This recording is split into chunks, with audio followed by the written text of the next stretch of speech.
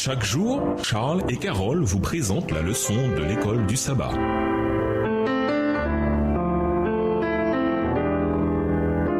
Bienvenue à votre émission. Dieu nous parle. Voilà la leçon de jeudi, se battre pour son enfant prodigue. Lisons Proverbe 22, verset 6. Comment comprenez-vous ce passage? Est-ce une garantie, une promesse ou une probabilité? Proverbe 22, le verset 6. Apprends à l'enfant le chemin qu'il doit suivre, même quand il sera vieux, il n'en déviera pas. Parfois, en tant que parents, nous faisons tout ce qu'il faut. Nous passons du temps à enseigner à nos enfants le droit chemin, à vivre selon notre connaissance de Dieu. Nous les envoyons dans de bonnes écoles, nous fréquentons l'église régulièrement, nous nous impliquons dans l'œuvre missionnaire avec eux, et pourtant, ils finissent par quitter la foi dans laquelle nous les avons élevés. La mesure de souffrance est insurmontable, et il ne se passe pas une seconde sans que vous ne vous préoccupiez de leur salut. Ce n'est pas nécessairement la responsabilité des parents qui est en cause. Les enfants ont une intelligence propre et ils sont en définitive responsables de leurs actes devant Dieu. Certains ont pris les paroles, quand il sera vieux, il ne s'en écartera pas, comme une promesse, une garantie qu'une éducation appropriée aura toujours le salut de l'enfant comme résultat. Mais les proverbes nous donnent plus souvent des principes que des promesses inconditionnelles. Ce que l'on peut retirer de ce texte, en revanche, c'est que les leçons apprises dans l'enfance dureront toute la vie.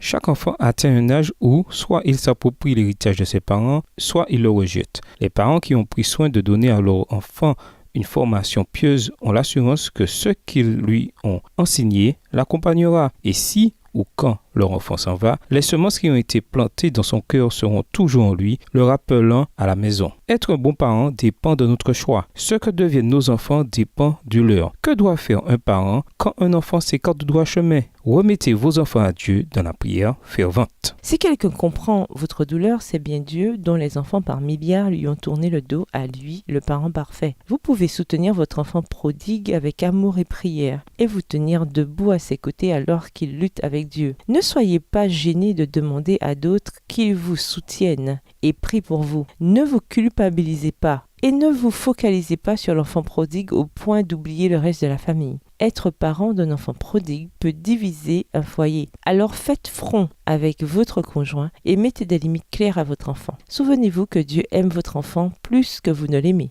Espérez en un avenir meilleur et acceptez le fait que votre enfant est le chantier de Dieu. Dans pareille situation, il est tout à fait naturel de se culpabiliser. Mais même si vous avez fait des erreurs, pourquoi vaut-il mieux se concentrer sur l'avenir et sur les promesses de Dieu? Voir Philippiens 3, verset 13. Philippiens 3, le verset 13. Non frère, pour moi, je n'estime pas avoir saisi le prix, mais je fais une seule chose, oubliant ce qui est derrière moi et tendant de toute mon énergie vers ce qui est en avant. Et nous voulons sur cette question réflexion, quels erreurs de vos parents avez-vous le plus de facilité à pardonner, le plus de difficultés? Au revoir. Et à demain si Dieu veut.